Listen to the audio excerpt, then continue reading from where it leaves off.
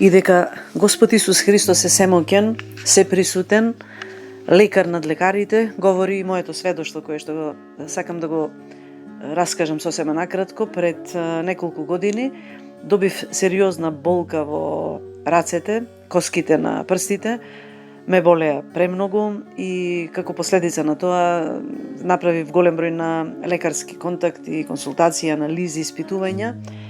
Беше констатирано дека станува збор за ревматоидна состојба или како што би рекле лекарите автоимуно заболување, зашто добив и терапија која требаше да ја земам во континуитет секогаш навечер.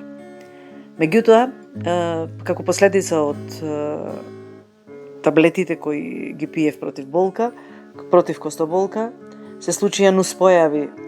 Почна да ми опаѓа косата, веројатно имаше и други последици за кои што сега не би сакала да зборувам.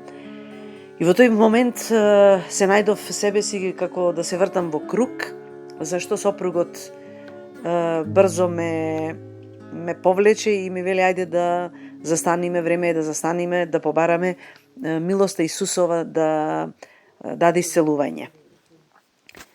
Ова е сведоштво, зашто ми беше дадено, како што и самиот збор сведочи, значи све до очи, дадено пред собствените очи, за да го разгласуваме јавно. Последна молитва, јас веројатно тогаш во молитвата зачекорив во вера, односно со синаповото зрно на вера во мене, замолив и истапив со тврда вера дека нема повеќе да ги пијам таблетите и дека и јас, и моите раце, и моите зглобови се исцелени. Дека крвта на Исуса Христа на крстот на Голгота го зеде сето зло од мене и побарав преку милоста на нашиот семоќен Господ Исус Христос и крвта со која што не ичисти и не освети, побарав да бидам исцелена. Верувајте дека во истиот миг, бидејќи стануваше збор за многу сериозна и огромна болка, во истиот миг јас бев растеретена од болките во прстите. Веќе после 24 часа, кога требаше да дојде да се пие времето за следното апче, знаете, нападите на лукавиот се препознатливи. Ете, ќе видиш, сега повторно ќе мораш да пиеш, остави ти молитвата.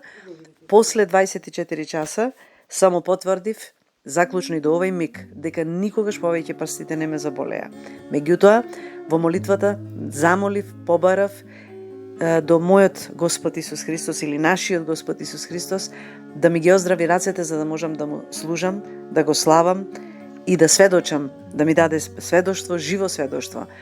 Затоа, како заклучок на ова, е дека болестите не ни припаѓаат. Болестите не се од Бога и затоа оставете ги на крстот на Исуса Христа, зашто тој е жив Бог. Крвта на Исуса Христа е исцелителна и таа е најголемиот лек за секого од нас.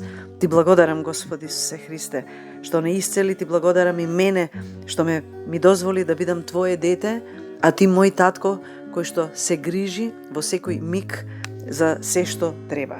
Ти благодарам и нека ти е вечно името во сите векови во векови. Амин.